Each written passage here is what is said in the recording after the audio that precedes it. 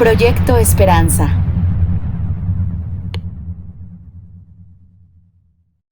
Buenas tardes, compañeros, buenas noches, buenos días, depende de la hora y del lugar en donde nos estén mirando. Nosotros somos Proyecto Esperanza, estamos pues retomando un ciclo de conferencias que estábamos organizando respecto a los saldos que ha tenido el neoliberalismo en México.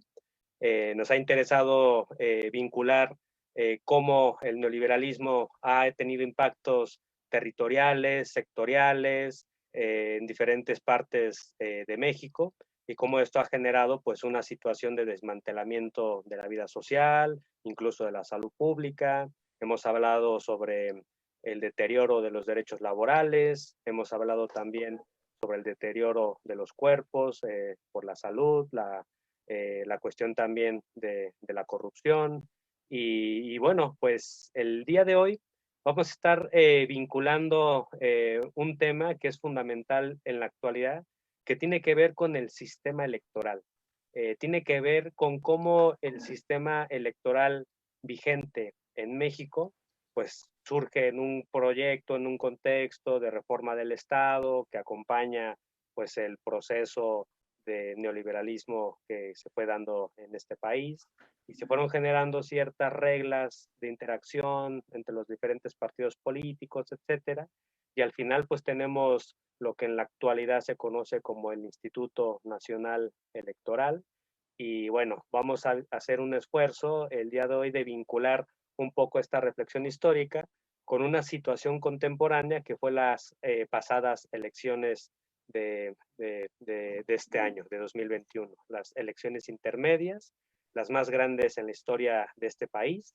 Se eligieron gobernadores, se eligieron también diputados federales, se eligieron también diferentes diputados locales, hubo también elección de múltiples ayuntamientos municipales a lo largo de todo el país.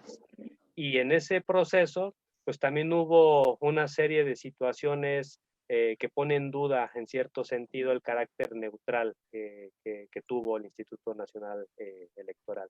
Y bueno, para hablar de este tema, tenemos el día de hoy a un invitado de lujo, un invitado que ha estado trabajando este tema de forma súper especializada, súper seria, ha hecho un trabajo formidable de ir dándole seguimiento y dándole estructura argumentativa a este asunto. Está con nosotros el doctor Julián Atilano. Él es sociólogo, egresado de la Universidad de Guadalajara, Jalisco. Realizó la maestría en Ciencias Sociales por la Facultad Latinoamericana de Ciencias Sociales, la FLACSO. Posteriormente realizó el doctorado en el Colegio de México, en el Centro de Estudios Sociológico. Por cierto, su tesis de doctorado salió premiada y se acaba de publicar un libro que cuenta pues, también, digamos, la dimensión de las redes sociales y la política, cómo se estructura la opinión pública a partir de las redes sociales. Y bueno, actualmente Julián está realizando una estancia de investigación postdoctoral en el programa universitario de estudios sobre democracia, justicia y sociedad en la UNAM.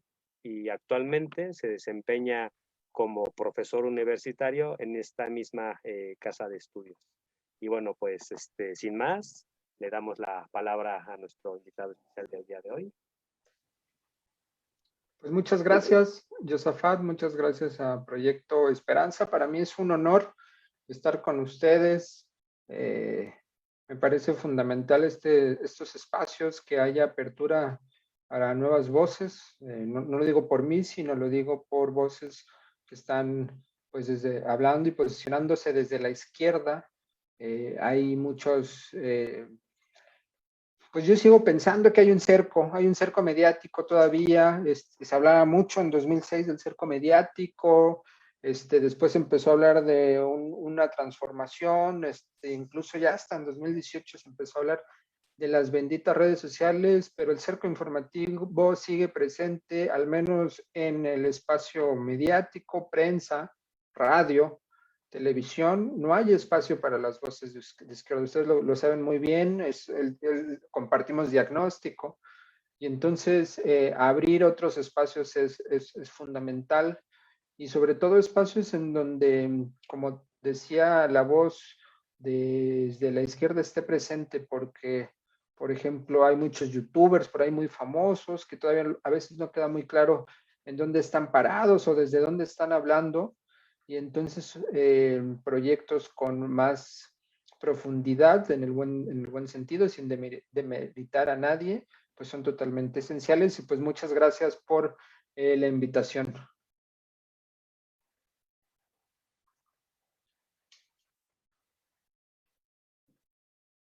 Bueno, pues muchísimas gracias, Julián, por estar aquí con nosotros.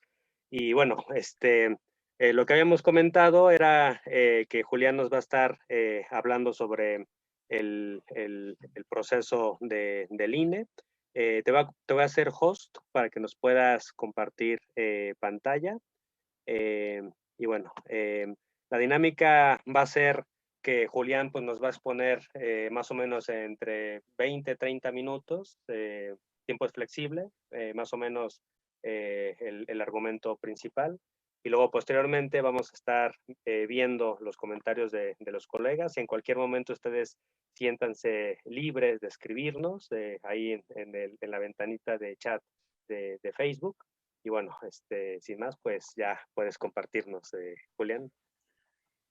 Hablar sobre el INE y el proceso electoral, la intervención que tuvo el INE, que ha tenido, que tiene en el proceso electoral, y pues tuvo un papel fundamental. Me parece que es muy relevante comentarlo, es muy importante hablar de la intromisión del INE, en específico de un grupo dentro del INE, también asociarlo con un momento político y con una trayectoria histórica en donde se ancla esto. Entonces, la exposición la voy a dividir de esta manera. En primer lugar, voy a platicar un poquito sobre los antecedentes del instituto. Seguramente ustedes ya conocen un poquito mucho la historia.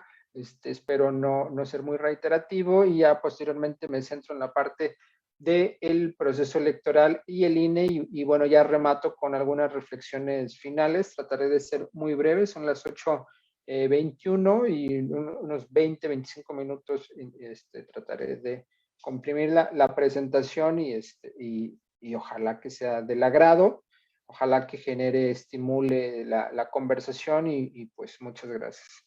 Titulé la intervención del INE en el proceso electoral. Sin ningún tapujo, me parece que lo que hemos visto y lo que vimos sí fue el actuar de Lorenzo Córdoba y Ciro Murayama en el proceso electoral de manera descarada. Me parece que ahora sí que fuera máscaras, pero bueno, vamos a recapitular un poquito para ver por qué, cómo, cuándo, desde dónde. Los antecedentes.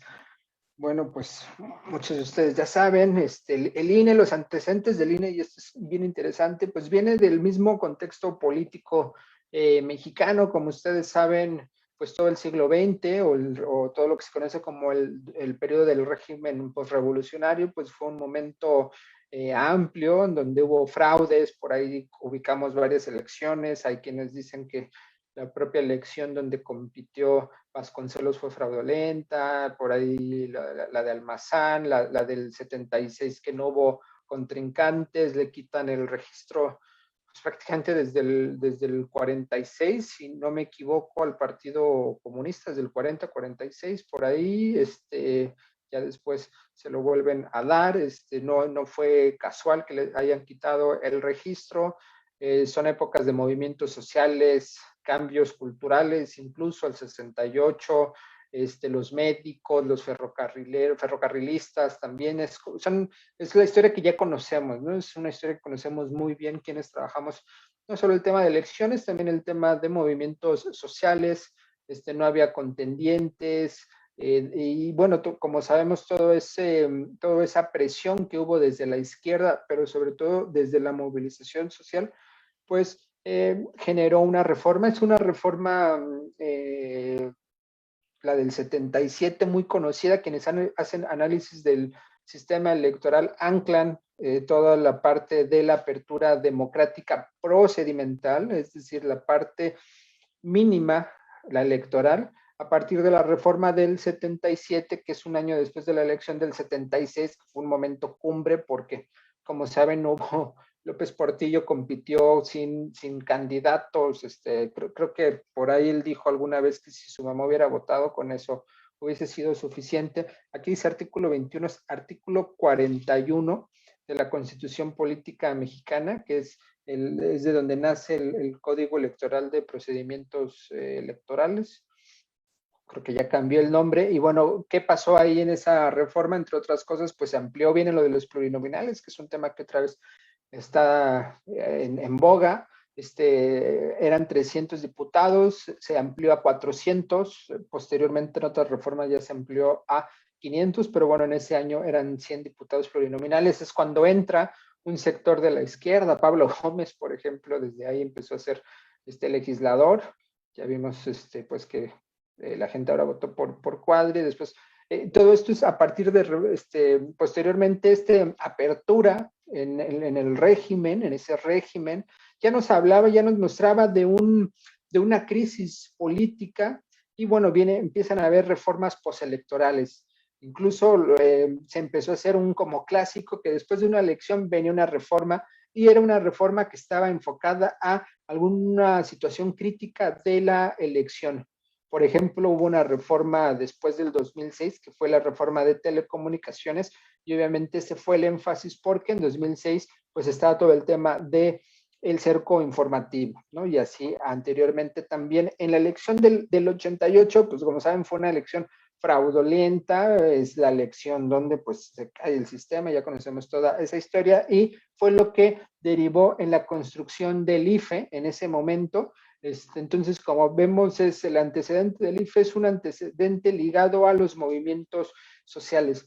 Esto es bien interesante y me voy ahorita con esta reflexión adelantar un poquito porque este relato, al final lo que estoy contando es el relato fundacional que el propio INE y los consejeros del INE, Woldenberg, por ejemplo, lo ha plasmado y presentando en distintos momentos, porque con este relato, que es un relato de la izquierda, han buscado y han tratado de legitimarse, en especial los consejeros presidentes y el propio INE, como una institución resultado de los procesos democráticos. Y pues algo hay de cierto, es decir, no es mentira esto. Sin embargo, con esto ellos, en este caso, esos consejeros presidentes, Murayama, Ogalde, Woldenberg, han tratado de abanderar cualquier modificación, cualquier planteamiento que hagan a partir de la tradición de izquierda, y eso me parece no solo peligroso, sino también perverso, ¿no? Entonces, así podemos identificar cómo se fue creando el INE. El INE se crea en el 90, 91, y algo que a veces no se dice, pero su primer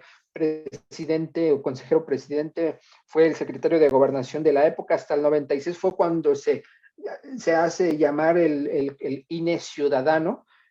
Antes incluso solamente personas que hubiesen estudiado Derecho podían ser parte del consejo, y posteriormente ya no necesariamente, y se fue a abrir. Sin embargo, desde el primer momento, el INE estuvo ligado a personajes del régimen. Es decir, esta idea de la autonomía, de la ciudadanización del INE no es cierto en tanto a quienes dicen y deciden y votan por el Consejo General del INE son los propios diputados, y como tal, cualquier consejero que esté en el INE o consejera es parte de las cuotas de los partidos políticos, ¿no? Eso hay que señalarlo. Entonces, están vinculados y se deben, aunque lo nieguen, a los partidos políticos, a grupos políticos, a caciques dentro del Congreso. A lo mejor muchos no saben, pero cuando los consejeros, no solo los presidentes, sino cualquier consejero, pues necesita el voto, van y hacen política, van a las cámaras, con los diputados, y uno por uno quienes vayan a decidir o quienes tengan mayor relevancia dentro de su grupo parlamentario les tocan, hay acuerdos y se las dan de ciudadanos, de autónomos, y francamente eso es un chiste. Todos tienen el INE como tal, su énfasis es en la democracia procedimental, en las elecciones, en el proceso electoral. aquí hay una distinción. Cuando hablamos de democracia procedimental, la pregunta es, bueno, ¿cuál es la otro tipo de democracia? Se puede definir de muchas formas. Hay quienes dicen que es la democracia sustancial y esta otra democracia, que no es la democracia procedimental o liberal, que es también en el contexto de esta, ahorita voy a entrar un poquito en ese tema, que es en el contexto de el régimen de lo que se conoció como la transición. Es este INE ciudadano, este INE que conocemos, simplemente es el árbitro de un esquema liberal, totalmente. En el otro frente, si habláramos de una democracia sustancial, la prioridad no serían las elecciones, es decir, sería lo mínimo indispensable para una democracia, pero en realidad el enfoque tendría que estar en cuestiones más fundamentales como la alimentación, como el acceso a la información, como cualquier tipo de elemento que le permita a la sociedad informarse, tener cierta libertad o agencia en el sentido de que no hay una fuerza coercitiva que está ahí, que está comprando el voto, que las personas no tengan que comprar, que vender su voto, que puedan conocer todas las distintas opciones y propuestas. Ahora en esta elección vimos, por ejemplo, que hubo personas que solo por el enojo, capricho, como le quieran llamar, votaron por candidatos y candidatas que ni siquiera sabían que estaban en la boleta. Es decir, incluso aquellas personas que se dicen informadas, que se creen que son las personas realmente que deben de decidir el futuro de México, ni siquiera estas personas saben por quiénes están votando, ¿no? Entonces el énfasis en este es el énfasis en la democracia procedimental en las elecciones. Prácticamente, si ustedes se fijan, su único trabajo de estos personajes, que es un INE carísimo, es de los órganos más caros del mundo, prácticamente, es solamente para tratar para resolver el tema electoral. Por ahí hacen cursos y tratan de fomentar la participación ciudadana, pero prácticamente son ejercicios que no tienen ninguna repercusión sustancial. Cuando les comentaba de personajes del régimen y todo el cabildo que tienen que hacer estos personajes, hay una historia muy interesante que es la de Albester y Luis Carlos Ugalde. Cuando Luis Carlos Ugalde buscó la presidencia del INE, en este caso buscó a Albester Gordillo. Albester Gordillo en ese momento era la coordinadora de la bancada del PRI en el Congreso, es decir, era una mujer con mucho poder, no solamente por la posición que tenía dentro del Congreso, sino también porque pues es la lideresa, o era en ese momento la lideresa del sindicato, como ya sabemos, más grande de Latinoamérica y muy, muy, muy, muy poderoso. Incluso en el propio Luis Carlos Ugalde ha comentado que casualmente se la encontró en una fiesta y se saludaron días antes de la elección para que a él lo eligieran consejero presidente, ¿no? Entonces esto nos habla también de grupos, nos habla de relaciones. Esto es bien importante tenerlo en cuenta porque cuando desde la distancia vemos al INE y vemos a los personajes, pareciera que son personajes que están totalmente desligados de los políticos legisladores y partidistas, pero es una relación totalmente estrecha. No pueden separarse. Incluso hay quienes creen que el INE es algo fuera del Estado, es decir, creen que el INE es algo que está en el Estado, quién sabe dónde lo vean, en un tipo de limbo. Es hasta chistoso que no comprendan que el INE es parte, aunque sea un órgano autónomo del gobierno, lo vean fuera del Estado. Ahí hay pues, un error, ¿no? Así muy importante de ciencia política de primer nivel, ¿no? Aquí otra frase que pongo, lo de yo jefe gran nación chichimeca, seguramente se acuerdan cuando Lorenzo Córdoba en 2015 salió la filtración de su llamada, y esto lo pongo no solo para exhibirlo, sino también porque nos habla del tipo de personajes que llegan al INE. Son personajes clasistas, racistas, que no tienen ningún empacho en burlarse de la gente, no tienen ninguna cercanía con la población, y el INE en todo caso tendría que ser un instituto cercano a la gente. Por eso es claro que este tipo de personajes, Lorenzo Córdoba, Ciro Murayama, Luis Carlos Ugalde, no comprenden lo que está pasando en la actualidad. Y no lo comprenden porque simplemente tienen esa distancia con el pueblo, con la gente. Se deben, como he mencionado, obviamente a los partidos políticos, y hay que ver un poquito de su trayectoria. Son personajes que pues no vienen de abajo, son personajes de élites que llegan ahí por pues acuerdos, por alianzas. Y bueno, lo que vemos en este momento es el liderazgo que tiene Lorenzo Córdoba y Ciro Murayama en el INE, y son dos personajes que están actuando de manera facciosa. Bueno, aquí voy a hablar un poquito de la antesala de la elección.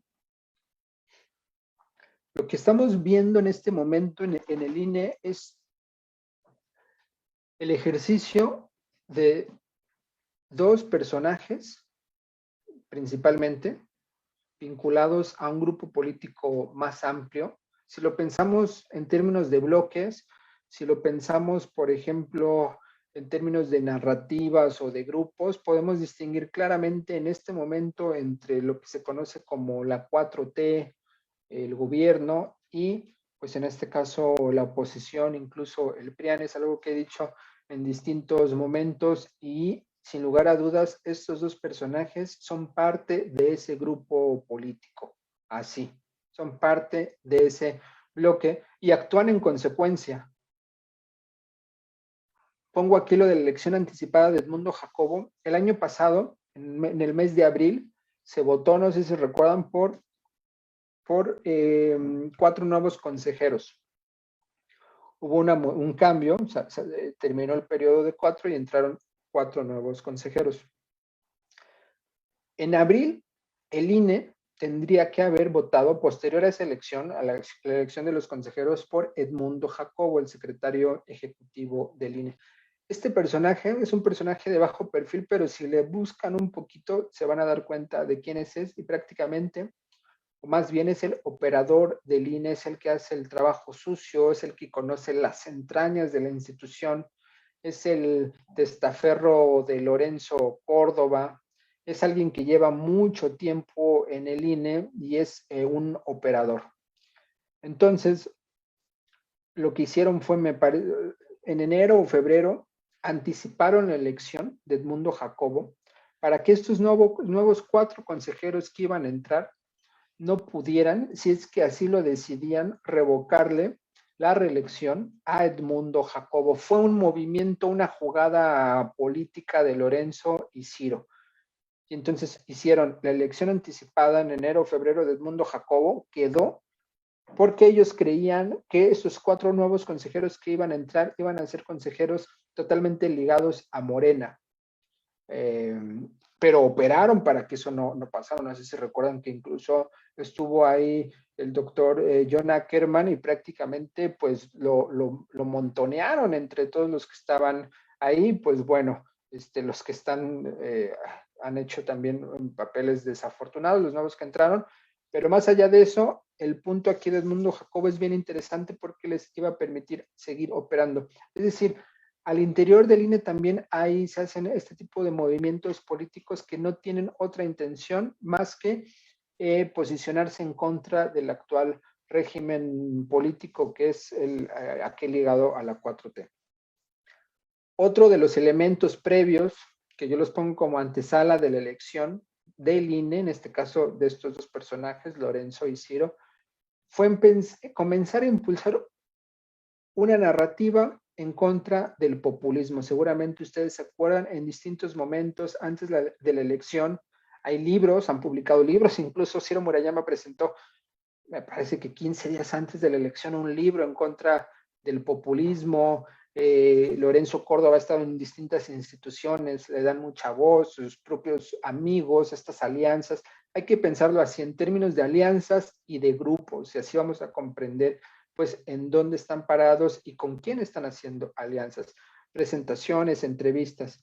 Prácticamente lo que decían, o la asociación que hacen, es que el populismo es sinónimo de autoritarismo, es sinónimo de procesos poco o nada democráticos, es sinónimo de liderazgos caciquiles. Esa es la asociación que tratan de hacer y que es una asociación que hacen que no se la están inventando ellos. Ellos utilizan una narrativa que ya venía creándose, esta idea del populismo como un sinónimo de algo que es antagónico a la democracia, pues al menos en la historia contemporánea empezó a fomentarse por Krause. No sé si se acuerdan ahí el texto muy famoso de Letras Libres del Mesías Tropical, ya desde ella se hablaba de populismo, y desde 2006, después 2012, 2018, por supuesto, se empezó a hacer esta asociación de López Obrador es igual a un populista. Entonces, el INE empezó a dar esa narrativa y a impulsarla para hacer esta asociación. Es decir, el árbitro de la contienda está posicionándose políticamente, al menos en además en el ámbito de las ideas. Aquí la pregunta es, si está analizando populismos, ¿por qué no asociados a gobiernos? ¿Por qué no también analiza gobiernos asociados al régimen neoliberal? ¿Por qué no acentúa y por qué no habla? En todo caso, si fuera plural y balanceado, el órgano electoral tendría que también hablar de regímenes neoliberales y su entrelazamiento con los gobiernos y también mostrarnos los resultados. Mostrar, por ejemplo, que durante todo el periodo neoliberal la pobreza incrementó y se mantuvo. El año antepasado, me parece, Coneval presentó un estudio sobre los 10 años de pobreza y se mantiene estable. Estuvimos en estabilidad de pobreza durante 10 años, se incrementó, por supuesto, pero en esa curva se mantiene estable. Entonces sí vemos un embate de estos dos personajes para hacer un golpeteo político. ¿Y quién más está hablando de populismo si no es este bloque opositor al gobierno de la 4T? Es muy claro, es muy evidente. La verdad incluso es que están siendo muy burdos. Sabemos que esos personajes que son partícipes del INE, pues siempre han tenido una postura política, como les decía, porque están vinculados a los partidos políticos, pero han sido al menos los del 96, ese grupo que se le conoce como el INE Ciudadano, tenían cierto decoro, no eran tan descarados, era otro momento, pero ahora incluso en algunos momentos, y esto ya es decir mucho, pero es la realidad, Lorenzo Córdoba está participando de manera más burda que Luis Carlos Ugalde. No tengo ningún empacho en decirlo. Y bueno, otro de los elementos que pongo como antesala de la elección fue que a principios del proceso electoral, Lorenzo Córdoba se posicionó en contra de las mañaneras abiertamente y dijo que eran ejercicios panfletarios, que eran propaganda política y que las tenía que quitar, que se tenían que bajar. Obviamente, pues no sucedió eso porque ya era jugar con fuego, ya era ponerse en contra del presidente y pues el presidente sigue teniendo mucha legitimidad como para perder una batalla como esta, ¿no? Ok, bueno, ya entrando en el punto central de la exposición, es la intervención del INE en las elecciones. Lo primero que rescato, acaba de pasar, fue la cancelación de las candidaturas de Félix Salgado Macedonio y Raúl Morón. Y además de esto hubo aproximadamente 60 candidaturas de Morena que el INE bajó. No bajó ninguna en esa lista que salió en febrero, si mal no recuerdo. No bajó ninguna del PRI, no bajó ninguna del PAN, no bajó ninguna del PRD. Es claro el uso faccioso en contra de estas candidaturas. 12,000 por 18,000 pesos bajaron a estos dos personajes. Y esto nos habla nuevamente de la intervención del INE en las elecciones. Porque no pusieron sobre la mesa la decisión del electorado. Es decir, Con esto no estoy justificando que si estos dos personajes cometieron algún acto que viola el código, en este caso electoral, no se les castigue o no tengan ninguna sanción, pero la sanción que tuvieron fue extralimitada. Fue una decisión desproporcionada, es el término como más propicio para esta decisión que tomaron, y así se les penalizó a estos dos candidatos, y no es casual que se le hayan ido en contra de Félix Salgado, porque aprovecharon que había una campaña, que había un conflicto por las acusaciones que tuvo Salgado Macedonio de violación y otras acusaciones, y estaba, por decirlo de alguna forma, pues con los reflectores en contra. Entonces aprovechó, la lectura política es esta: el INE aprovechó la debilidad que existía en Félix para atacarlo, y obviamente para que no pareciera que era parte de esta amplia estrategia, meten a Raúl Morón. Ese es lo que hicieron. De esa manera, si se fijan, pareciera que es una cuestión de dos personajes. Había 60 más, que nadie habla de esos 60, ni el propio INE habla de esos 60. Fue una decisión totalmente dirigida y muy pensada. ¿Qué hubiera pasado, por ejemplo, si en 2021, ahora en las elecciones, Evelyn Salgado hubiera perdido, o Raúl Morón Bedoya hubiera perdido la elección?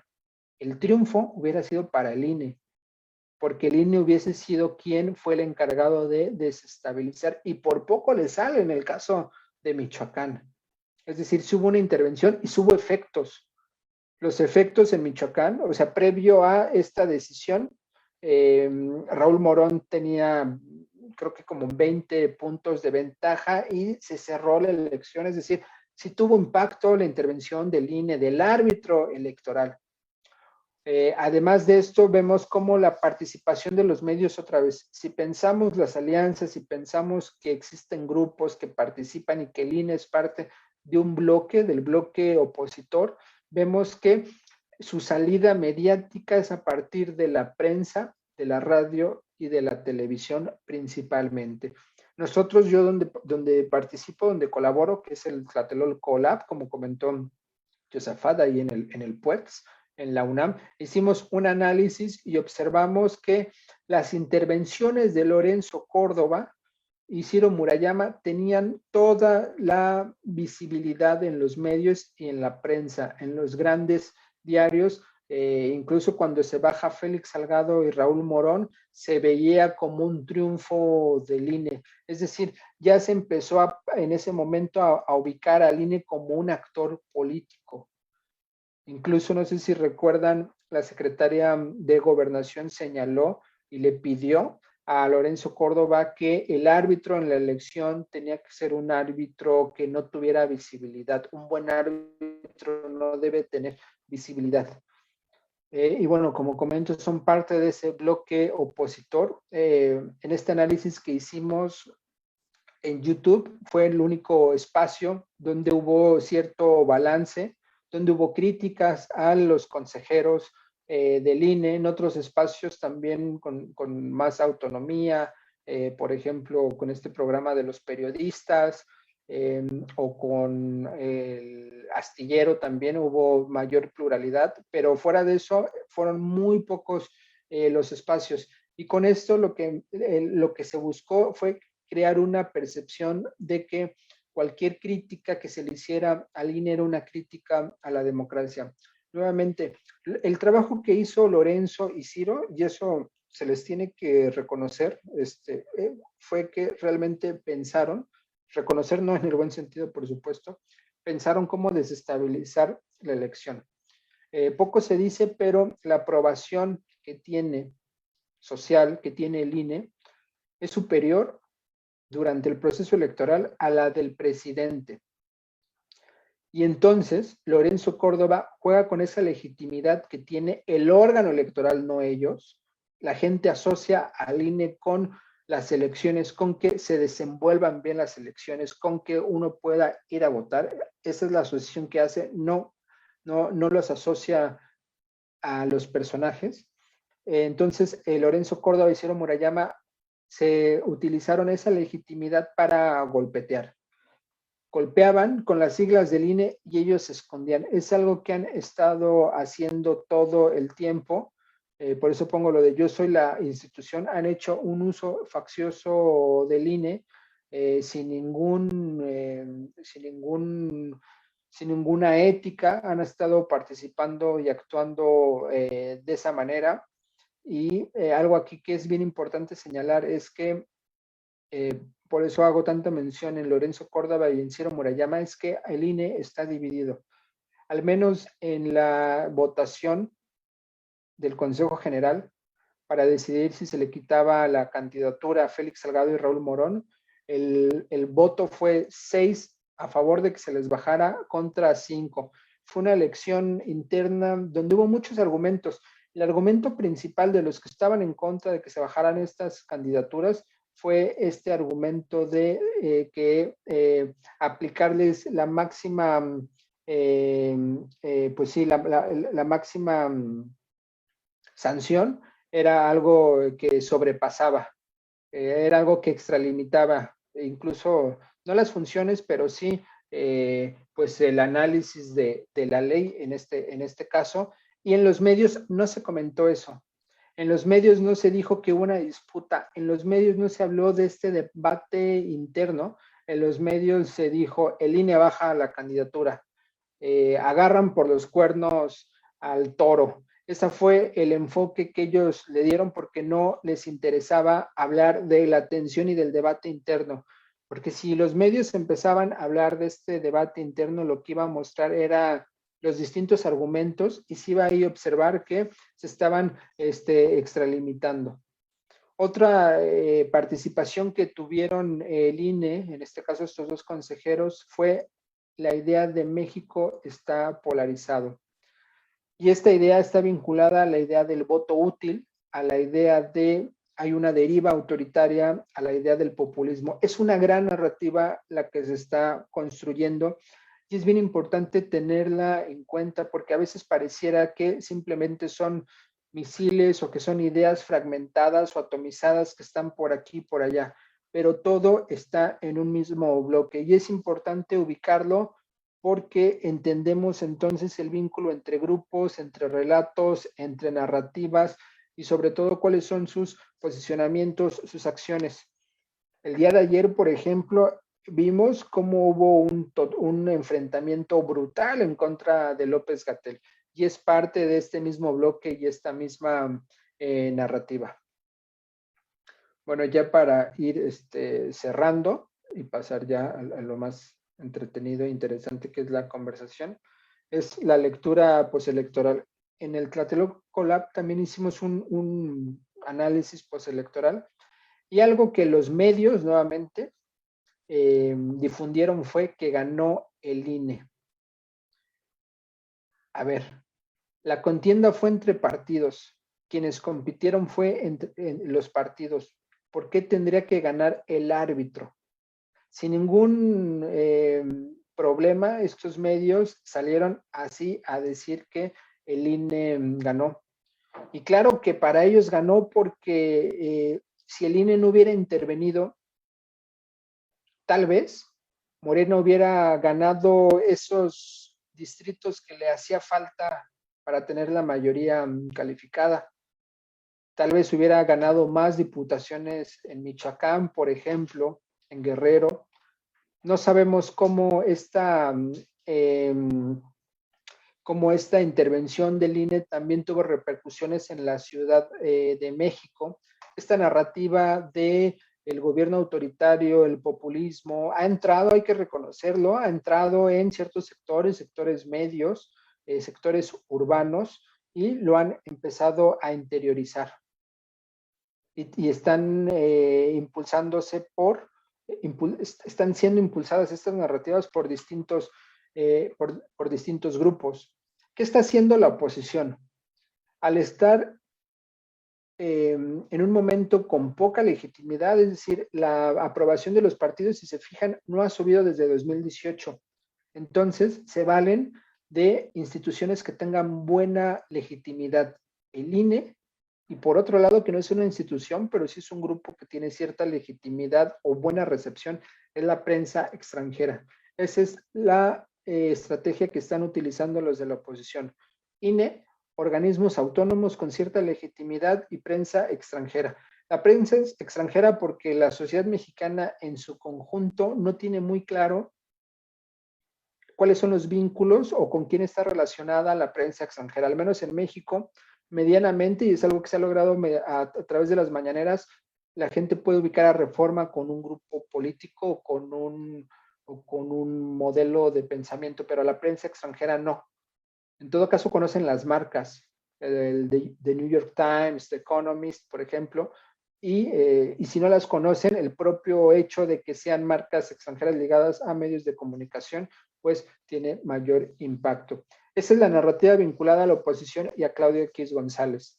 Si hiciéramos una tipología o fragmentáramos de una manera más fina a la oposición, el INE está más ligado, estos dos personajes, a Claudio X González, a un grupo de académicos que están ahí presentes, al CIDE, muchos integrantes del CIDE principalmente, y sobre todo porque el INE no solo tiene legitimidad como órgano electoral, durante todo el periodo que han estado gobernando la institución, todos estos personajes han utilizado el presupuesto que tienen para comprar voluntades y para que les legitimen el relato.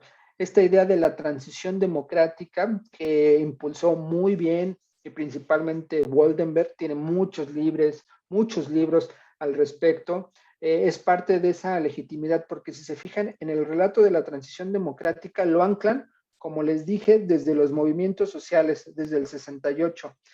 El relato del régimen de la transición se ancla desde ahí, tiene la misma trayectoria histórica que el INE.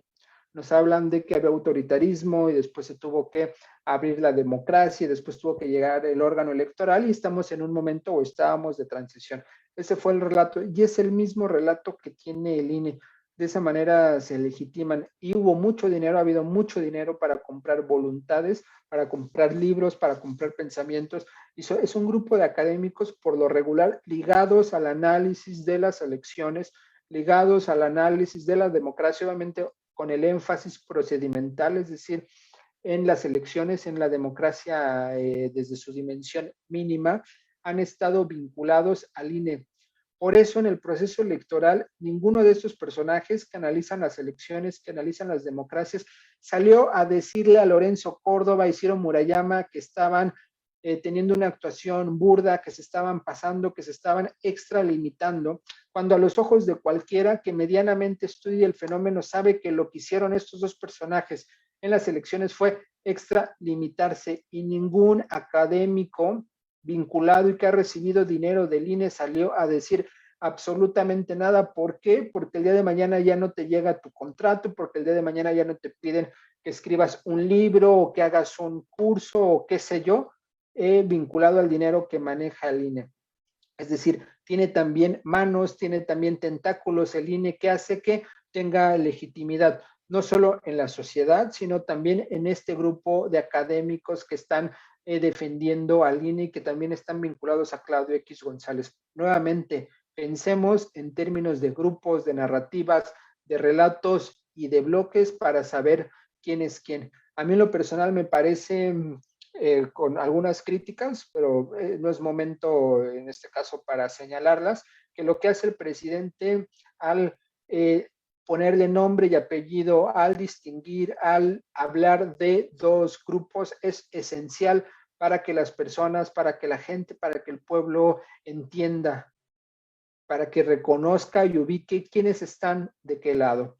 En ese sentido, el INE no es autónomo, se habla de la autonomía del INE, se pelea por la autonomía del INE y se piensa que con este régimen se va a perder esta autonomía, pero si ya vimos cómo llegaron los consejeros, ¿son autónomos a qué o a quién? Si están totalmente ligados a los partidos políticos que les dieron la bendición, que votaron por ellos para que fueran consejeros. No hay ninguna autonomía de los consejeros. El órgano es decir, sí podemos decir que es autónomo en tanto no es el gobierno o la Secretaría de Gobernación quienes llevan a cabo las elecciones, pero si nos damos un paso más allá, no hay autonomía en los consejeros electorales.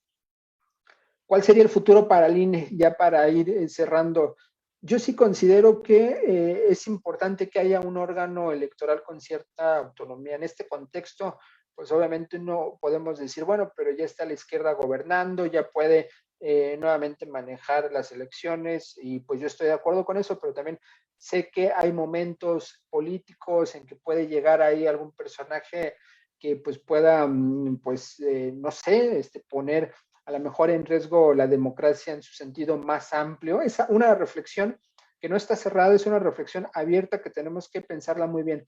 Pero lo que sí estoy seguro es que el INE como tal, sí tiene que ser un INE, un órgano, un instituto ligado a la gente, vinculado a la población, vinculado a una idea sustancial, sustantiva de la democracia y no procedimental, en donde los consejeros le respondan al pueblo y no a partidos políticos. Ese tiene que ser el futuro del INE. Esté o no esté dentro del gobierno, ese tiene que ser el futuro del Instituto Electoral. Y también cerraría con esto, y es situar el momento actual, pensar en que estamos en un momento de cambio de régimen, y así como el INE nació en un momento político particular, que fue el quiebre del régimen posrevolucionario y los dos periodos o tres sexenios neoliberales, ahí nació, ahí está ubicado. Tenemos que pensar también en un órgano electoral que esté vinculado al actual momento político, al actual momento de democrático en este régimen. Este régimen tiene que estar vinculado también, o viceversa, o tiene que haber un órgano vinculado al actual momento político. Así es la historia. A veces no se entiende muy bien esta idea de, bueno, ¿por qué vamos a tocar el INE si ha estado muy bien? No, ojo, es un órgano que ha estado legitimando a un régimen y fue al régimen neoliberal. Y en ese sentido tenemos que repensar y pensar hacia dónde tiene que ir el INE. Y en ese sentido debemos de abrir el debate y entender y comprender qué es lo que queremos. Esa sería mi intervención, Josafat. Muchas gracias. Muchísimas gracias, Julián, por la presentación que hiciste. La verdad es que está súper, súper interesante. Hay muchos elementos, hay muchas cosas que comentar.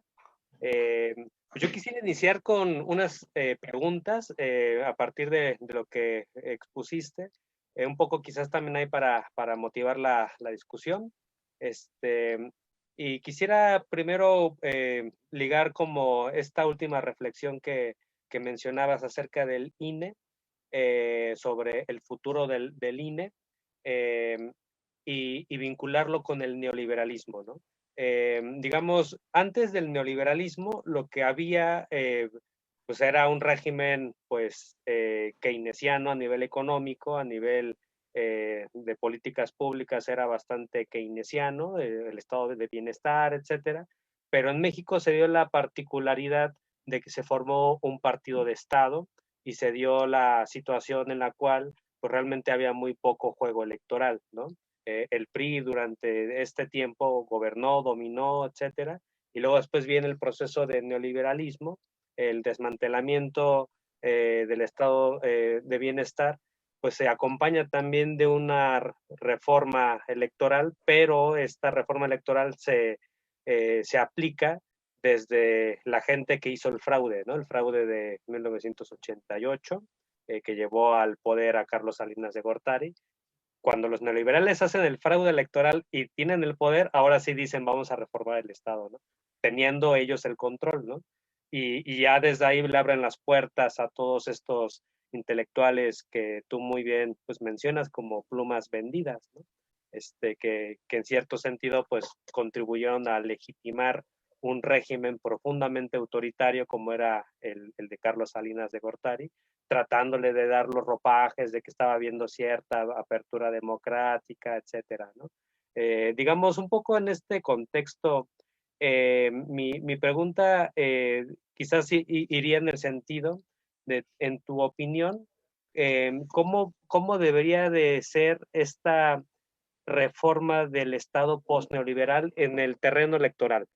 Digamos, ahorita tú mencionabas al final que debería de ser más ligado a la población, menos ligado a los partidos políticos, que se abandonara la noción de democracia procedimental. Y en ese sentido, pues a mí me gustaría como que explicaras un poco más esta noción de democracia procedimental, sobre todo para los compañeros que no conozcan el término, para más o menos, por un lado, tener claro qué es el INE, o sea, cuáles son los presupuestos, por decirlo así, filosófico-políticos del INE y hacia dónde deberíamos de ir, ¿no? Es decir, ¿qué noción de democracia habría que tener? O sea, sería un tipo de noción de democracia más participativa, menos centrada en partidos políticos. Más o menos, ¿cómo lo verías? ¿Lo verías más parecido por ejemplo, al estado de Bolivia? O como qué país podríamos tener como modelo para más o menos decir, en tal país el sistema electoral funciona mejor que en México y podríamos usarlo como un ejemplo a seguir? Pues muy buena pregunta. Espero poder dar alguna respuesta medianamente sensata. A ver, un poquito por partes. En primer lugar, que tenemos que abrir el debate y sin miedo ni temor hablar sobre la necesidad de urgencia de abrir el INE, de cambiarlo, de reformularlo, es decir, de poner en una vitrina al INE, porque pareciera que cuando hablamos del INE, implícita o explícitamente, la gente de izquierda, la 4T, estamos hablando de atentar, es decir, así se percibe desde la derecha y desde ciertos sectores medios, pareciera que es un atentado a la democracia, porque perversamente estos consejeros y el INE, como mencioné, y lo reitero, han vinculado al INE con la democracia, como que si el INE fuera un adjetivo o si fuera parte de la democracia pensada como la posibilidad de cambio político, de que un partido pueda llegar al poder, que exista cierta limpieza, que exista esa posibilidad. Entonces, como se ha interiorizado esa idea, creo que es una idea fuerte que está ahí presente de que el INE es parte de la democracia y no es el árbitro. Sí es difícil abrir el tema, el debate o hablar sobre el INE porque puede tener consecuencias. Yo no sé si pensamos en la metáfora del fútbol, cómo le fue a Morena frente al INE. No sé si al hablar frontalmente en contra del INE le generó más beneficios que desventajas, no lo sé. Pero sí hay que abrir el tema sin temor, en especial ahorita. ¿Por qué ahorita? Porque ya no estamos en el proceso electoral, porque ya no hay muchas cosas en juego, o sea, ya no es tan arriesgado que hagas un mal movimiento. En cambio, en este momento ya es importante y urgente que haya una reforma otra vez con esta idea desde el 77 de las reformas electorales, que haya una reforma del Estado, reforma electoral, a lo mejor menos ambiciosa, pero sí pensada en modificar el INE. Ese sería el primer punto. El segundo punto sobre la idea de la democracia procedimental, un poco como, es un concepto muy sencillo y también se le puede asociar con la idea de democracia mínima, y es cuando se piensa la democracia únicamente desde la dimensión electoral. Es decir, que un país es democrático si tiene elecciones limpias, si un partido puede ganar sin ser el partido en el poder. Si existen esos elementos y limpieza y todos estos, como 4 o 5 frases que todo el tiempo dice Lorenzo Córdoba, máxima, como dice, máxima transparencia, responsabilidad, que son ideas vacías prácticamente. Si existe eso, hay democracia en un país. Incluso hay órganos e institutos internacionales, que no es otra cosa que think tanks, que miden la democracia de los países. Y si en los países hay elecciones periódicas, no se roban las urnas, hay cambio político, transiciones, el país es democrático. Y así se piensa. No importa si hay gente que no tiene para comer, no importa si hay gente que no tiene derechos universales mínimos, no importa si hay gente que no tiene agua, no importa si hay gente que no tiene acceso a la información, no importa si hay gente que no tiene acceso a la educación. Si hay elecciones, hay democracia.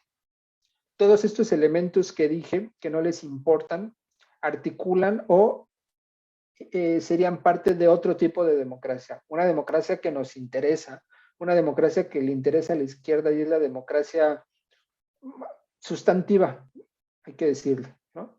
O amplia o abierta, pero sustantiva, ¿no? Que hay discusión, ¿no? No me estoy inventando nada, hay mucha discusión al respecto.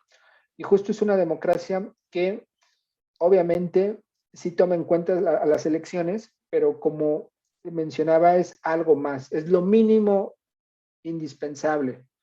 Obviamente tiene que haber elecciones, tiene que haber cambios, tiene que haber la posibilidad de que la gente participe, pero tiene que existir una serie de elementos fundamentales para que la gente pueda participar. Porque si las personas tienen acceso a educación, a alimentación, a la información, que es algo como más nuevo, incluso puede ser un tanto liberal, pero bueno, es importante en este momento, si tiene estos derechos establecidos y tiene acceso a todos estos derechos, la construcción del sentido, en este caso del voto o del sentido de la participación, va a tener otro andamiaje. Las mañaneras yo creo que ayudan mucho para construir esta idea de democracia sustantiva porque hace que las personas comprendan en qué momento estamos actualmente. Hace que las personas, la mayoría, comprenda que hay quienes únicamente están interesados por un tipo de democracia procedimental que no le interesa toda la otra parte. Y es una democracia también ligada a las élites, es una democracia ligada al esquema neoliberal, porque si lo pensamos desde ese nivel, pues obviamente el neoliberalismo le interesa como proyecto político y cultural que pues haya estabilidad política. Y la estabilidad política pues se logra a partir de este tipo de ejercicios democráticos que son únicamente las elecciones, pero que simplemente están pasándose el trono un grupo político, todo lo que vimos del 2000, por ejemplo, al 2018. Los medios tienen la capacidad de poner candidatos, como ocurrió en el 2012, porque no hay suficiente información para las personas. Ese sería el segundo punto. Y el tercer punto respecto a la como comparativa, comparación con otros países, pues Bolivia es un ejemplo interesante, pero yo diría que tenemos que pensar en una propia reforma electoral y del Estado, es decir, en la parte pluricultural de Bolivia, esta idea más amplia en donde se toma en cuenta pues, la propia diversidad de las culturas políticas, pues en ese sentido sí me parece que se tiene que tomar en cuenta. Pero sí se tiene que pensar una reforma más ad hoc a México, y está el debate porque esto ya mete otro tema a la discusión, que es el sistema de partidos. ¿Cuántos partidos necesita México, por ejemplo? Dos grandes bloques, estamos hablando de dos grandes bloques, estamos pensando que sería Morena versus el PRIAN, tal cual, porque de facto ya son un bloque, o un sistema de partidos en donde sí haya la posibilidad de múltiples expresiones de la sociedad derivadas en partidos, pero tendríamos que reformular, en ese sentido el verde ecologista no tendría cabida tampoco partidos como Fuerzas Sociales Progresistas o Fuerza por México, que no sabemos qué significan. Incluso el PES sí tendría cabida en tanto representan a un grupo religioso, en todo caso, el PAN a un bloque, etcétera, pero sí tendríamos que, cuando hablamos de reforma electoral y reforma del Estado también, y es algo que tiene que estar ahí presente, que el propio presidente lo ha hecho, en pensar en el sistema de partidos en México. Yo creo que está más asociado a los partidos, y en términos del órgano electoral, si un órgano electoral sea parte o no en este caso del gobierno, es decir, que lo atraiga la Secretaría de Gobernación o no, un poco da igual. Bueno, no da tan igual, pero sí, mientras haya una participación o más bien, mientras los consejeros y consejeras representen la pluralidad y representen a la ciudadanía, yo creo que eso es un elemento fundamental para que entonces estos consejeros no respondan a los intereses y no sean partes de cuotas partidistas. En términos generales, yo creo que de esa manera podríamos como pensar en un cambio a nivel desde lo institucional. Claro. Y mientras te escuchaba, estaba pensando en este tema de cómo se fetichiza ciertos términos de parte del pensamiento conservador para hablar de democracia. Y justo estaba yo pensando en este término de cómo se hace pasar la parte por el todo. Y en este caso se está, digamos, sobrevalorando el tema de las elecciones y se ocultan otros elementos que son fundamentales para la vida democrática, ¿no? Tú comentabas, por ejemplo, el tema de la gente que pueda comer, la gente que esté, digamos, en condiciones de poder ejercer su voto, pasa por un bienestar material, pasa por pensar no solo en opciones electorales como si fuese un mercado que se ofrece a los consumidores, sino pensar en generar cultura política, ¿no? Y creo que en ese aspecto, al menos el relato liberal que parece estar implícito en el INE, pues tiene este problema de la fetichización que hace, digamos, un ocultamiento de otros elementos que son fundamentales para la vida democrática, pero también veo que hay una especie de mistificación de esta cuestión del árbitro que está por encima de la sociedad, que pareciera que es un árbitro libre de sesgos, como si fuese una especie de árbitro perfectamente racional, libre de emociones, libre de ideología, y que pues puede de manera objetiva pues aplicar las reglas del juego, ¿no? Pero lo que vemos es que este relato choca con la realidad y al menos lo vimos en México constantemente, porque resulta que los árbitros son jugadores, ¿no? Y entonces esta distinción entre árbitro o las reglas y el agente se diluye. Y al menos aquí en México, al menos por lo que tú estás planteando, se hizo ver que el INE no solo fueron reglas, sino fueron también actores que incidieron en el proceso electoral y Morena, pues digamos, los tomó a su vez como un actor y tuvieron interacciones entre ellos, ¿no? Entonces sí veo que al menos también en esa parte el INE está muy lejos de haber jugado ese papel pues idealizado de un árbitro que no se mete y que nada más aplica la ley, porque en realidad no lo fue, o sea, y al menos en esa parte tu presentación es clarísima. O sea, hay una serie de elementos que hace ver que las reglas no se aplicaron a todos por igual. Y en este caso Morena, pues fue como el gran antagonista del INE. Eh, y sí, digamos, en esa parte se nota que hay un problema de mistificación de la democracia, y que el INE, pues en ese sentido es inviable tal y como está ahora, ¿no? Porque, pues, o sea, ¿qué nos garantiza que en futuras elecciones no van a hacer lo mismo? ¿Qué nos garantiza que en futuras elecciones no solo van a estar bajando candidatos de una opción electoral y guardando silencio respecto a otros candidatos electorales? Entonces yo creo que aquí hay una situación de que el INE pues ni picha ni cacha ni deja batear, pero más que eso, interviene para no dejar batear.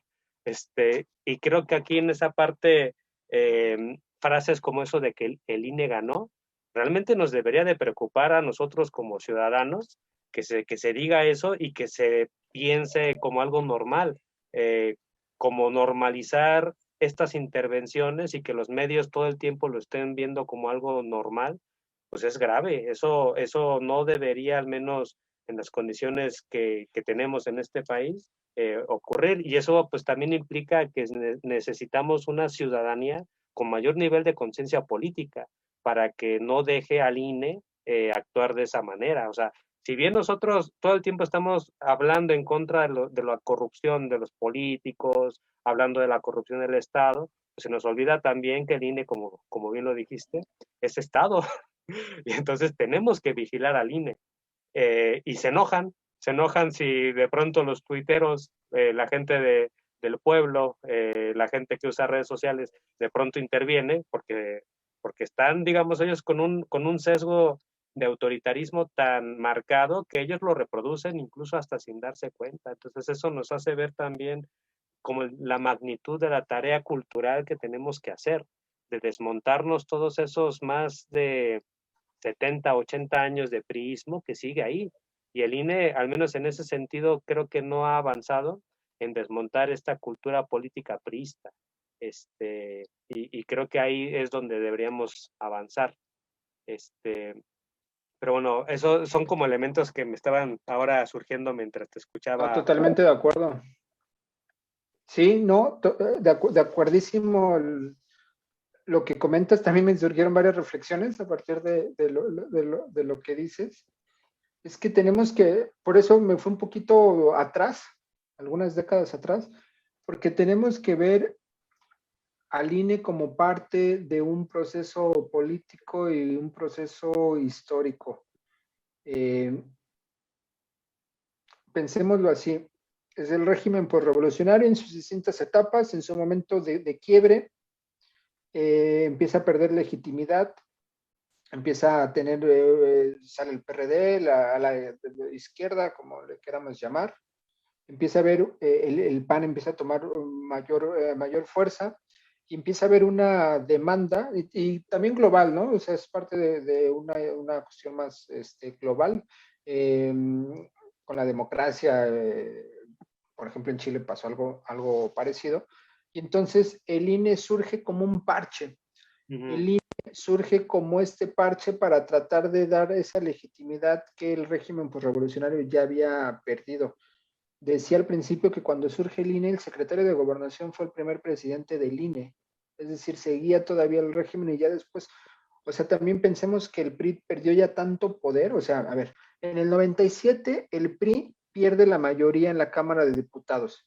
Y del 94 al 96 es cuando vienen todos estos consejeros ciudadanos. Es decir, se traslapan las fechas. Ya hubo un momento en donde el PRI dijo, si quiero sobrevivir, en ese momento sí se pensaba porque sobrevivió un poquito más. Si quiero sobrevivir más, necesito abrirle la llave a distintas cosas. Las reformas, las del 77 fue eso, fueron reformas graduales, ante una olla de presión que estaba ahí tan fuerte. Entonces el INE fue justo eso, fue para tratar de resolver un problema que había ahí fundamental, que eran las elecciones. Así se crea el INE, y bueno, empieza a tener vida propia, empieza a tener cierta representación, le ayudó mucho que hubo una transición en el 2000, porque entonces también se asoció al INE como el órgano garante que permitió el cambio democrático, y es algo, o el cambio electoral más bien, porque no fue democrático, y es algo que tratan de vender aún. Es decir, están diciendo, ¿cómo nos pegas a nosotros? Dice Lorenzo Córdoba, prácticamente así lo dice. Si nosotros te dimos la victoria en el 2018, si nosotros te dimos, gracias a nosotros ganaste en 2018, ¿cómo ahora nos estás pegando?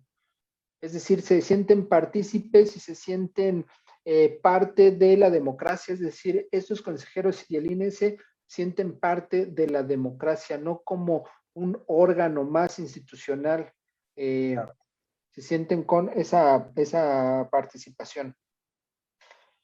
Y en el proceso electoral, la intervención que tuvieron llegó a ser tan burda que incluso en el monitoreo que hicimos, ya en la última parte, porque si recuerdan, ya las últimas 2 semanas el INE se echó para atrás. Las voces de Lorenzo y Ciro se echaron un poco para atrás.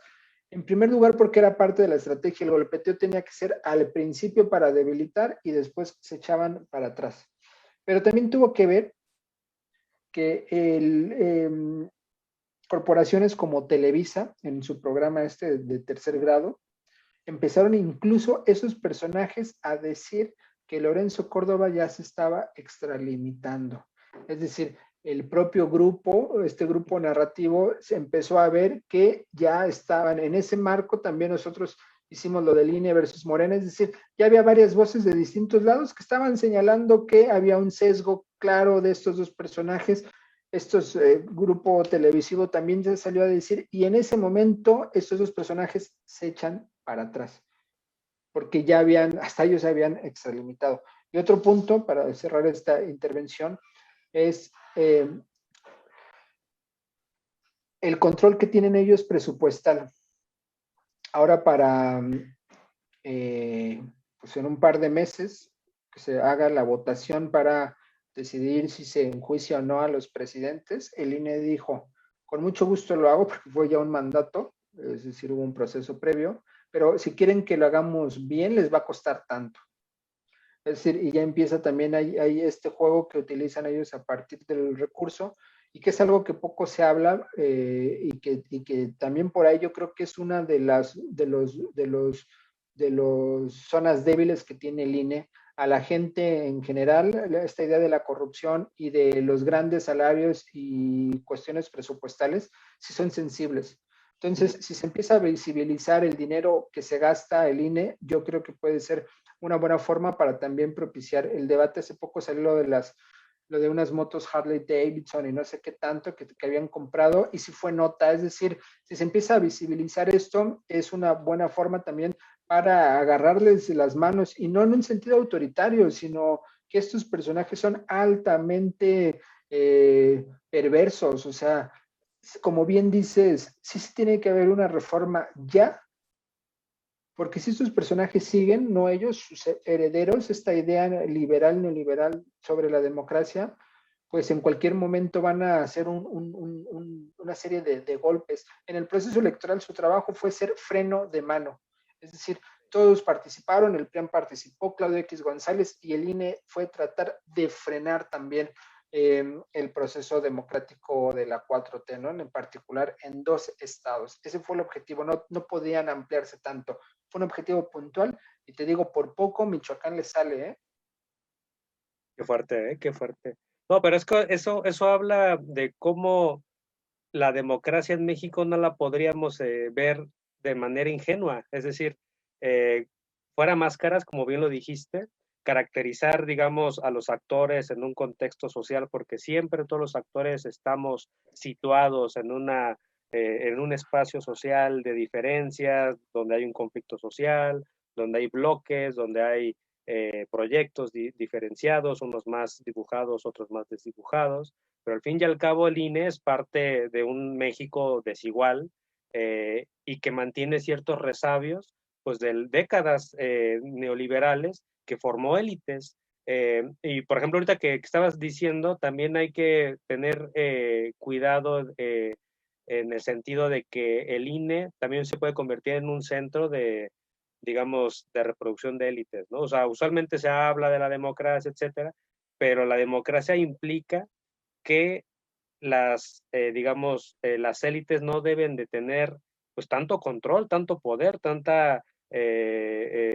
tantos recursos que les permitan a ellos manipular al resto, porque si una sociedad mantiene élites y esas élites nos imponen a los demás las reglas del juego, pues ya no hablamos de democracia, hablamos realmente de una especie de oligarquía, y la oligarquía no es democracia. Creo que aquí en esa parte sería central visibilizar también eso, ¿no? O sea, nos hacen un relato de una supuesta democracia que en realidad no lo es una oligarquía que está ahí y que pues está, digamos, operando para frenar, como bien dices tú, los procesos de democratización. Porque democratizar no es nada más ir a las urnas y votar. Democratizar es evitar el despilfarro, evitar las transferencias de recursos públicos a manos privadas, y también pues es evitar que las decisiones de todo se concentren en unos pocos, ¿no? Entonces, pues sí, en ese aspecto creo que esto que dices tú de visibilizar la corrupción del INE es fundamental. Porque o sea, realmente sí nos debería de indignar como ciudadanos, pues este tipo de gastos suntuarios de funcionarios públicos que supuestamente son los que están tratando de garantizar que México es un país democrático. Esto no puede ser admisible en un país como el nuestro. Hay que visibilizar a los personajes. Si me preguntaras cuál es la estrategia que tendría que seguir la 4T para dar paso a esta reforma política electoral del Estado, es, o sea, es que es complicado, pero hay forma, como el planteamiento.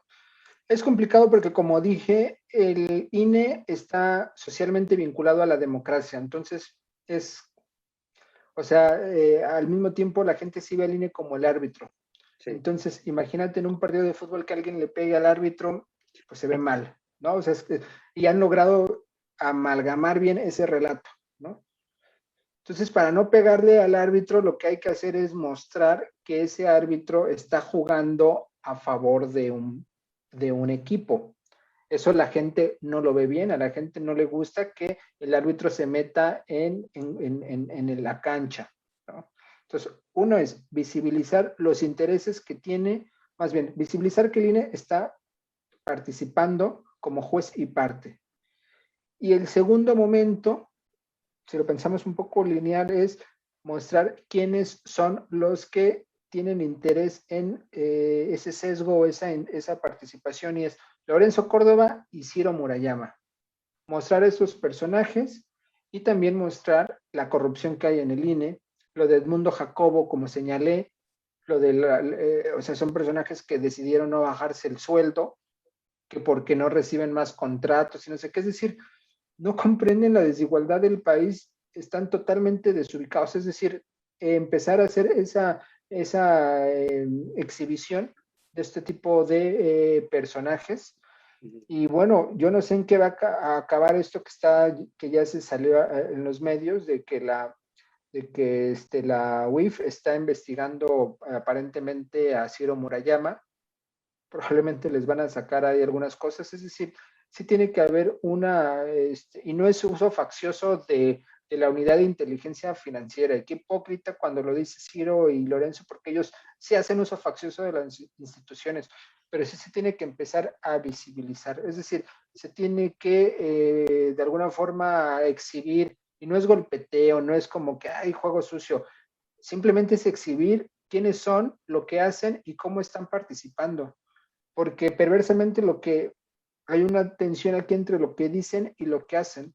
Uh-huh. Por un lado, ellos hablan desde la democracia y se abanderan de la democracia, pero están haciendo un golpeteo político. Ese es el reto.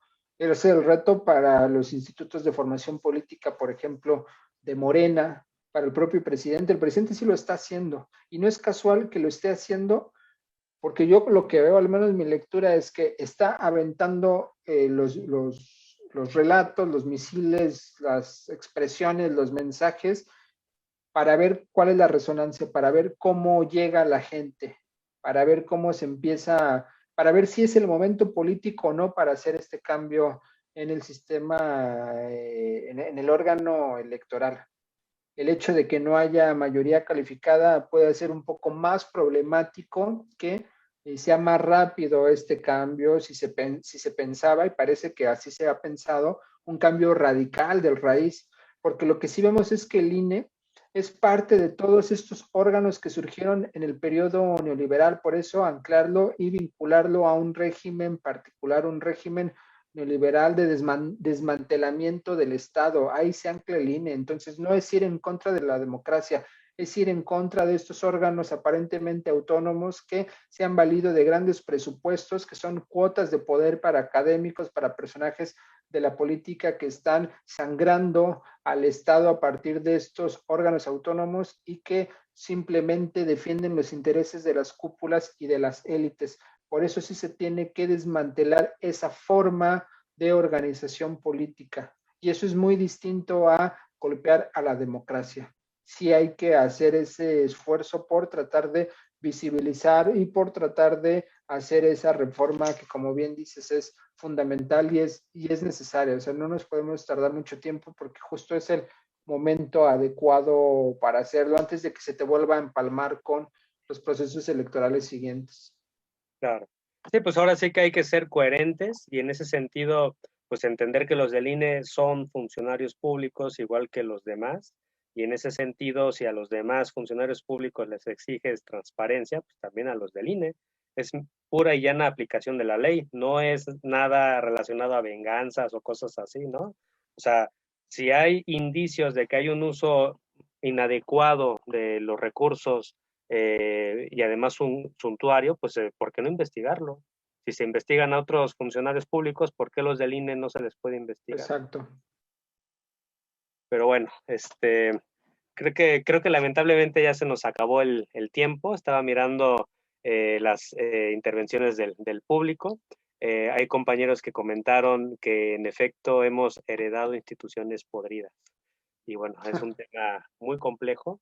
La situación en México, pues realmente históricamente ha sido muy hostil, muy compleja, pero bueno, eso no nos debería de disuadir de hacer práctica política, de investigar, de hacer, digamos, estas investigaciones tan rigurosas que ustedes hacen ahí en el laboratorio Tlatelolco, que me parece que eso abona muchísimo también a la vida democrática, a pensar la democracia en un mundo digital, que yo creo que también en eso tu trabajo es muy interesante.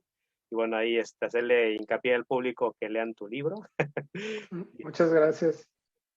Y bueno, pues muchísimas gracias, Julián, por haber estado con nosotros.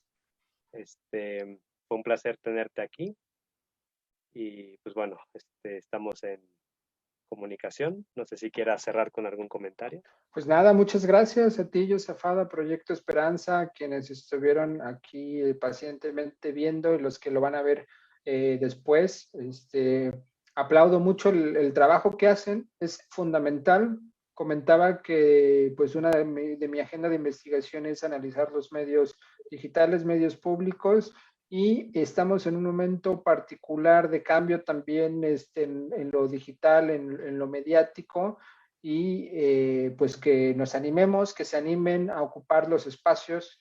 Es un espacio en disputa, es la ampliación del espacio público, el espacio digital, y hay que tomarlo y sobre todo para hacer contrapeso a esto que he repetido, que es la poca pluralidad y el cerco informativo y mediático que existe en la radio, la prensa y la televisión. Son ejercicios, al final de cuentas, pedagógicos, de divulgación, como le queramos llamar, pero sin temor a equivocarme, siempre van a abonar a la democracia. No deja de ser información y es información más en el abanico que existe. Y pues nada, muchas gracias. La verdad estoy muy contento y pues un honor. No, pues muchas gracias a ti por haber estado aquí. Gracias por compartir tus investigaciones y bueno, estamos en comunicación y bueno, hasta pronto, Julián. Gracias, chao. Proyecto Esperanza.